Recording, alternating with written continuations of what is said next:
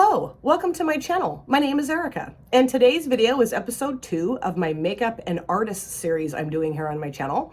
I meant to get this filmed before the end of the month of November, and then mentioned in my last video, I got sick, and so my filming is a little bit behind, but I'm just gonna keep trucking right along.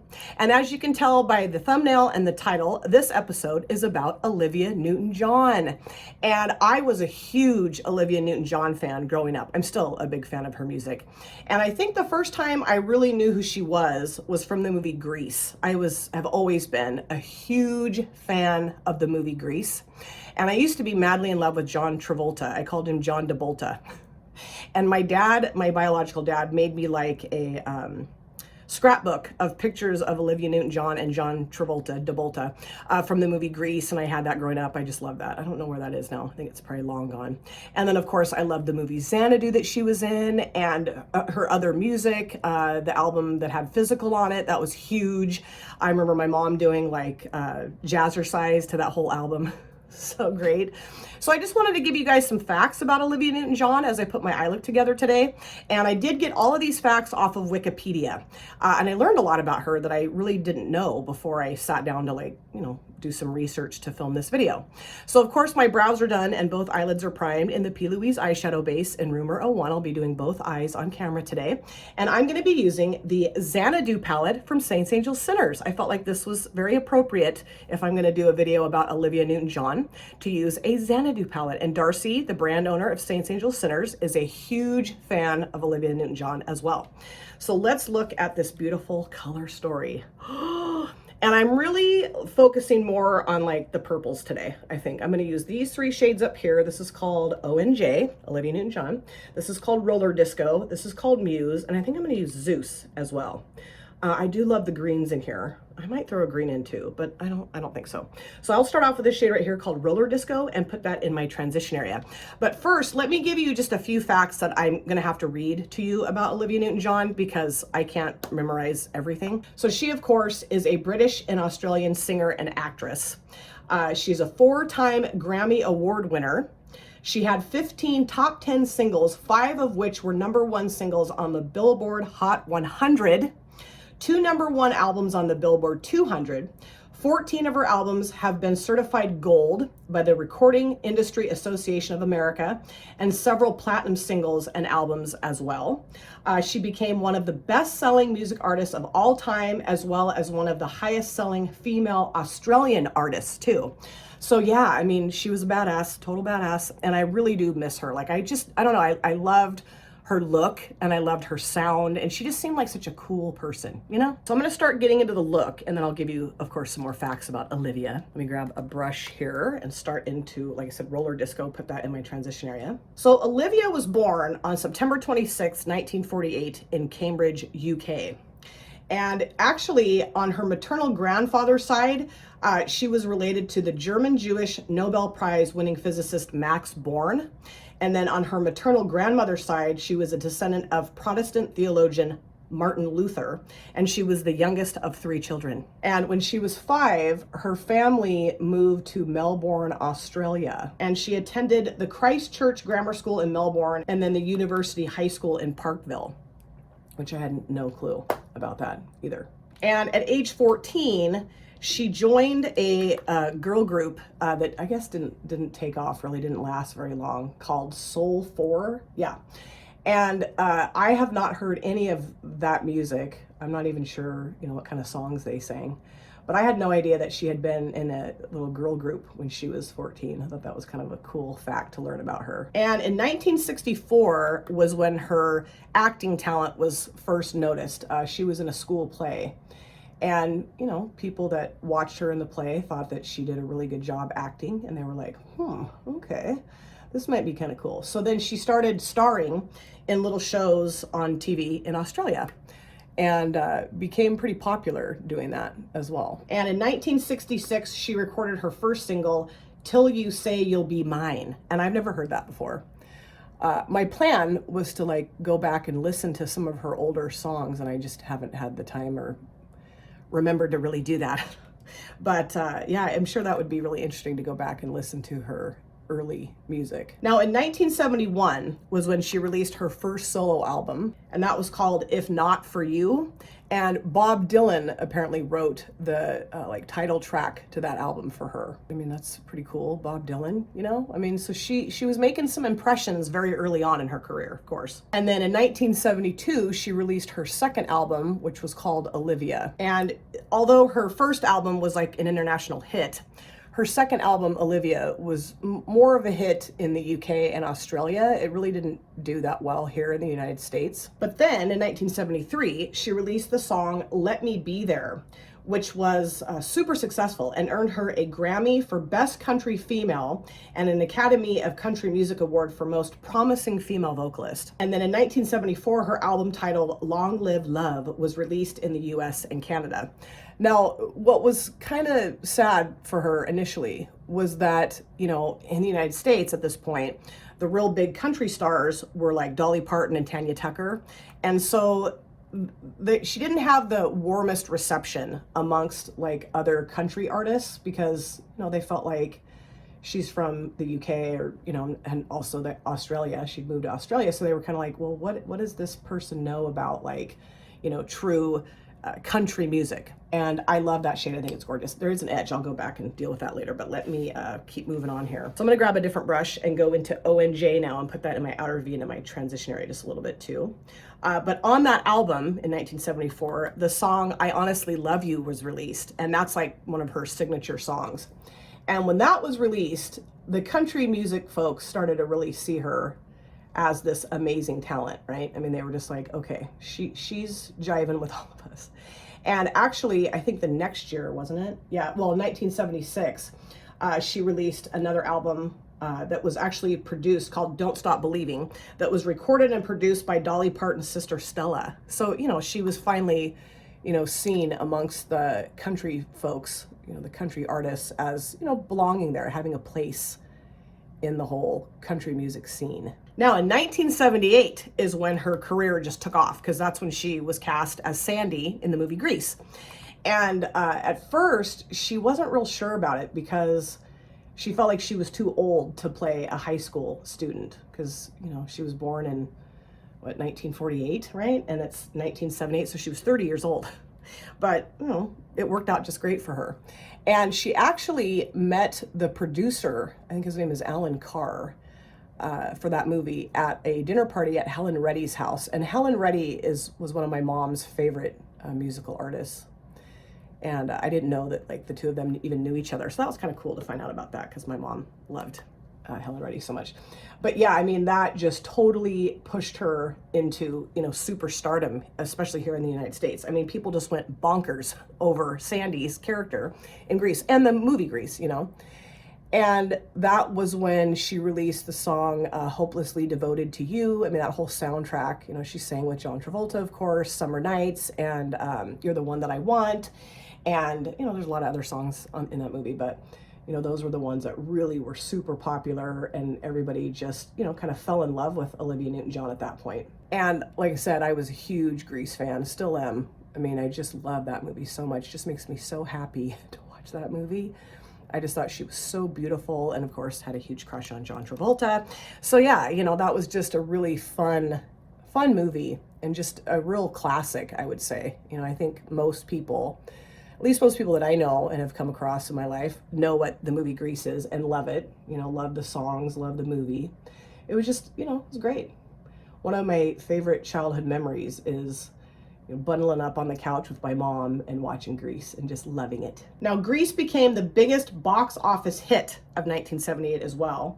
And the soundtrack spent 12 weeks at #1, which I'm not surprised about that at all, because one of the best best movie soundtracks ever made, in my opinion. Now in 1980 is when she co-starred with Gene Kelly in Xanadu. And of course, this is, you know, the palette's named after the movie. And like I said, Darcy's a huge fan of the movie Xanadu. We've talked about that a few times. And let's see here.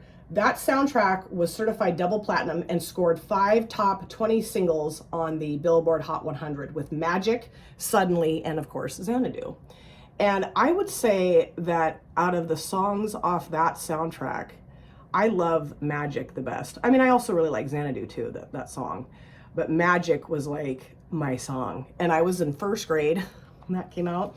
And I can remember my dad like taking me places, I don't know, like to school or whatever, shop, I don't know. And that song would come on the radio and I could sing all the words to the song at age 6. It was so awesome. I just loved it, you know? And that's a really fun movie, really fun and really kind of different for her, I thought, you know, in comparison to Grease, maybe a little bit, you know, but just really showcased her vocal talent. If you guys haven't seen that, I highly recommend checking it out. And of course, Gene Kelly's in it too, so that was really fun. Now in 1981 was when her most successful studio album, Physical, was released. And this was a more, I guess, provocative time in her life, or like her musical career, because, you know, Physical was pretty sexy, you know, and also not only that, but like the video and just kind of her whole image. She was kind of like the good girl, I guess, in a sense, in the music world and, you know, movies and whatnot, obviously with Grease and with, although she was a little bit, you know, risque in Grease at the end there. I'm going to flip this brush over and go into Zeus now and put that towards the front. But, you know, Physical really brought out like the more sexual side of her. And actually that ended up getting banned in Utah. That album was banned and they wouldn't play it on the radio and they wouldn't like show the videos on MTV or anything like that, which I thought was kind of funny. Because, you know, you think about that now in comparison to some of the stuff that is on the radio or on MTV, and well, although there's not really that many videos on MTV anymore, it would make Physical look like kind of a joke almost, you know? I mean, really, it would. But I can remember my mom jazzercising to Physical. I even jazzercised to Physical when I was little, you know? I mean, it was just such a great, it's a great song. And I remember she cut her hair all short and spiky, and I just thought she was so hot and so cool. I wanted to be just like her. And actually the song Physical spent, I think, what was it, 10 weeks? Yeah, 10 weeks atop the Billboard Hot 100. Now, in 1983, she teamed up again with John Travolta for the movie Twist of Fate, and that was a pretty big flop. And, you know, I loved the music in it, the song Twist of Fate that Olivia Newton John, did she sing that with John Travolta? Can't remember. But I love that. The movie was pretty lame, but whatever. I just loved the two of them together. You know, I really did. I loved John and Olivia together. I just thought they were so cute and so fun. And I thought that maybe they had dated at one point, but I didn't see that in the Wikipedia article that I read. I think they were just really good friends. But I think they would have made the best couple, you know, because they were so cute together as Danny and Sandy. Now in 1985, she released her next studio album, Soul Kiss, which really was not a very big success. I don't even remember that album. And then in 1988, she released the album The Rumor, which was promoted on the HBO special Olivia Down Under. And I remember watching that. I remember watching that with my mom. And that was really cool to see her perform in that concert, you know, it was really cool. And I just, you know, she performed some of her older songs in that concert too. I don't really remember a lot of her later music, really. I wasn't really listening to her as much anymore, but I would still listen to her older music quite often. I did own the CD of the Grease soundtrack, and I continued to listen to that, like, you know, into high school, into college and stuff. It was so fun. And I've known so many people that like would dress up as Sandy for Halloween. Actually, when I was in, what grade was I in? I was in middle school, I think. There was a local production of Grease here at the community college that I went to with my mom, and that was really fun. And I got to meet some of the actors after the play backstage, and, you know, Sandy's character, the woman that played Sandy and the guy that played Danny. It was so cool. I felt like I was such a rock star. I'm actually going to grab just a plain, nothing on it brush and just kind of go around and take that edge off because it's starting to bug me. The thing that kind of sucked though for her in 1988 when she released that album, The Rumor, is that critics started labeling her as too old, which, you know, that's just kind of how things are with women in music, is that, you know, as they age, if they're not in their 20s anymore, like, you know, the critics just start saying, well, they're too old. And I totally disagree with that. Absolutely. I mean, she was absolutely amazing as she aged, you know. I can remember seeing pictures of her as she would age and thinking, geez, she hasn't aged at all. You know, I just thought she was amazing. So, you know, I think that was kind of a bummer for her to hear that kind of criticism, that she was too old to, be considered a viable force in the music industry. So I did put some concealer on down here so I can do my lower lash lines now. And I'm going to start off with my lower water lines. I'm going to be using this from ColourPop. This is the ColourPop Cream Gel Liner in Piggy Bank. I just thought the purple would look nice. Now in 1992, she was all pumped up for a comeback, and she had released the album, what's it called? Back to Basics, The Essential Collection, 1971 to 1992. And she was all ready to go on tour, and she was diagnosed with breast cancer. And she actually received that diagnosis on the same weekend that her father passed away. Oh boy. So, I mean, that was obviously horrible. She did end up releasing that album, and she did go through treatment for breast cancer, and she did recover. But at that point, she became a huge advocate for like breast cancer research and treatment and things like that. She became very outspoken about that, kind of became like a spokesperson for breast cancer, and, really encouraging women to get their mammograms and things like that. Just that became like a huge part of her life at that point. And she did continue to release albums, and was actually actively touring from 2012 to 2017. I think I'm gonna go into roller disco and just put this across my entire lower lash lines here. She's also been on the show RuPaul's Drag Race. She was one of the judges on that show. I'm not sure what year that was. And just to give you maybe a little bit more information about her personal life, in 1984, she married her longtime boyfriend, Matt Latanzi, I think is how you pronounce his last name. And she gave birth to her daughter, Chloe. And Chloe was actually on an album cover. She released an album, I think, in the 1989 actually, called Warm and Tender. And it was inspired by her, pregnancy and birth of her daughter.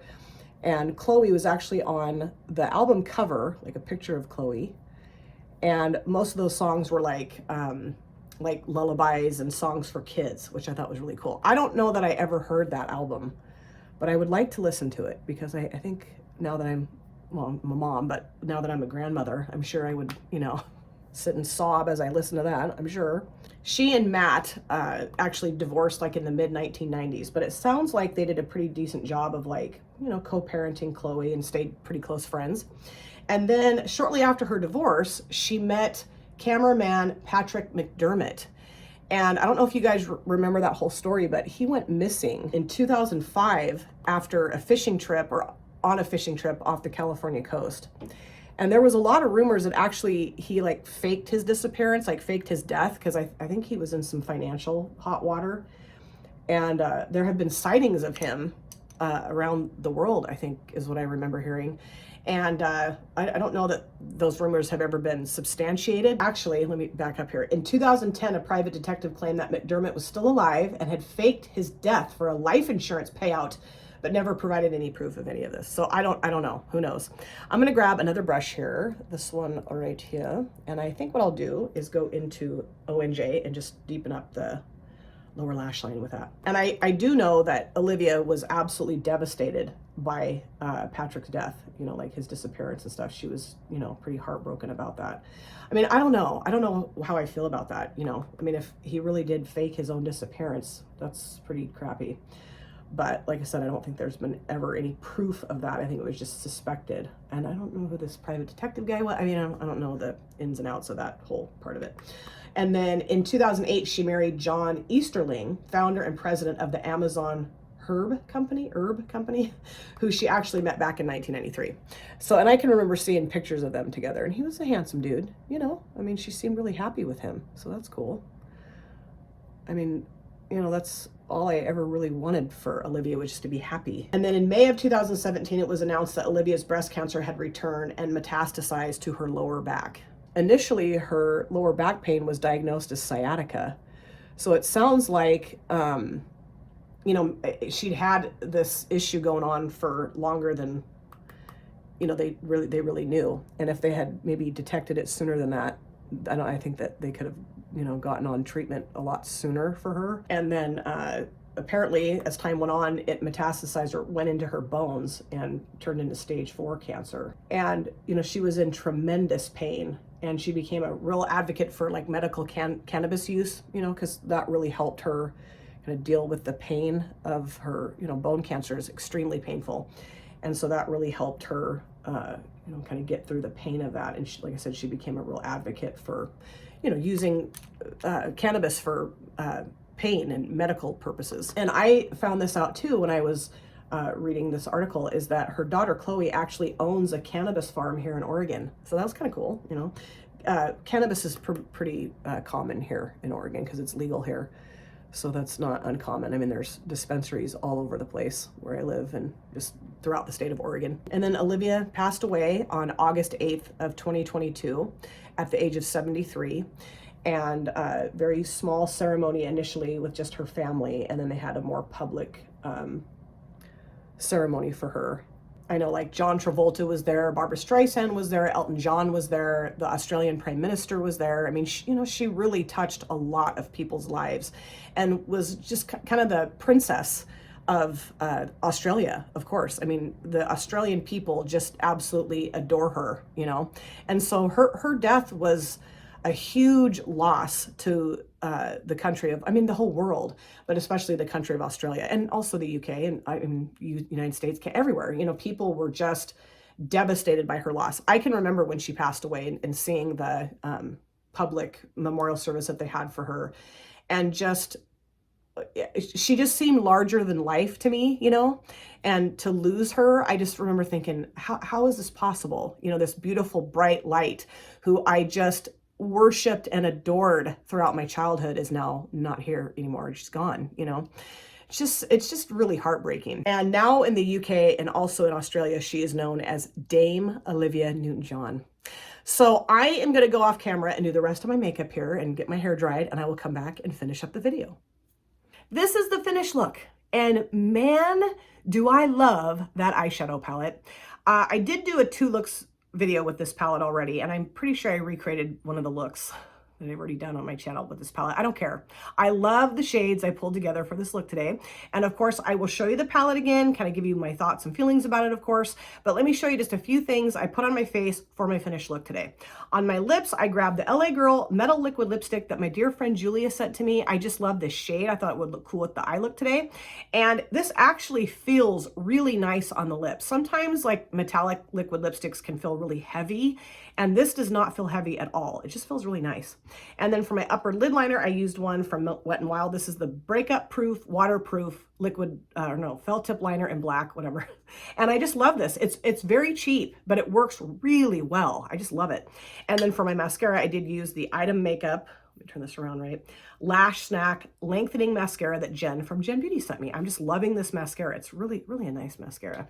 And then also for my inner corners and then on my face, I used a shade out of this. This is the Sugar Drizzle Mini Glow Cube Palette. And I use this shade right here. It's kind of like purpley pink. And I just love it. It's so pretty. And my friend Julie sent this to me too. I mean, I'm spoiled, and I just love all the wonderful makeup goodies that my dear friends send to me. So now let's talk about the eyeshadow palette, Xanadu from Saints, Angels, Sinners. Yes. And like I said, I think I did recreate the same look. I don't care. I love these shades. The shade here called Muse, even though it is getting a little messy in here, that doesn't bother me at all, is absolutely gorgeous. This like purple, pink, blue mixed stuff going on. Oh, and then this shade right here, it's called Zeus. It's pretty smushy. I've made a pretty good dent in there. I need to slow down. I get a little too hard-handed with those really tender shades, but it's so beautiful. And then these 2 mattes I used, O&J and Roller Disco, were just lovely, very pigmented, blended well. I think all the shades look really pretty together. I do kind of wish I'd thrown in a green shade, but no, it's okay. And I love the rest of these shades in here. I think the only one I haven't used yet, I think, is Mythology, but I'm pretty sure I've used the rest of these, right? I don't know. Looks like I have. But yeah, I just love this eyeshadow palette. I don't know if this is still available. I will have the Saints, Angels, Sinners website linked in my description box. And go give it a perusal and see if this is still available. And if you don't have it and you want it, I highly recommend picking it up because it's gorgeous. Love using it. And of course, I would love to chat with you guys about your memories of Olivia Newton John, what songs you liked of hers, what movies you liked of hers. Grease, I would have to say, is my favorite, but I really do love Xanadu. Love all the music in both movies. And I did really like the soundtrack to Twist of Fate. That movie wasn't the greatest, but she was so cute in that movie. Both her and John Travolta together, I think, are so cute. And I was a little disappointed when I found out that it doesn't sound like they ever dated. If you guys have information to the contrary, let me know about that in the comment section. But I really, truly do miss Olivia Newton John. She was just such a beautiful light in the musical world and also in the acting world. You know, she really was. And just a really big part of my childhood. You know, I really looked up to her and I thought she was so awesome and just so much fun, you know? And to learn more about her personal life was really interesting too. You know, really interesting. She just seemed like a really well-rounded, all around, just a really good person. You know, all the things that she did for like breast cancer awareness and just other women's health issues awareness too. And you know, just really awful loss to the world. I truly feel that way. And, you know, I just would love to chat with you guys about her. Just let's give Olivia Newton John a lot of love. Maybe she can feel it wherever she is. She can feel our love for her. Now, episode 3 will be coming maybe this month. I don't know. I might double up on my makeup and artists videos this month since I missed November. I don't know. We'll see. I haven't decided exactly yet who I'm going to be covering, but I think I know. So that'll be fun. Anyway, thank you guys so much for taking time out of your lives to sit down and watch this video. If you're new here and you enjoyed what you saw, please consider subscribing, smash the like button, and of course, comment down below in the comment section. I would love to chat with you guys there. And if you've been here before, thank you so much for coming back. I cannot wait to see you guys again in my next video. But in the meantime, please take very good care of yourself. Be well, safe, happy, and I will see you soon. Bye. Drop it.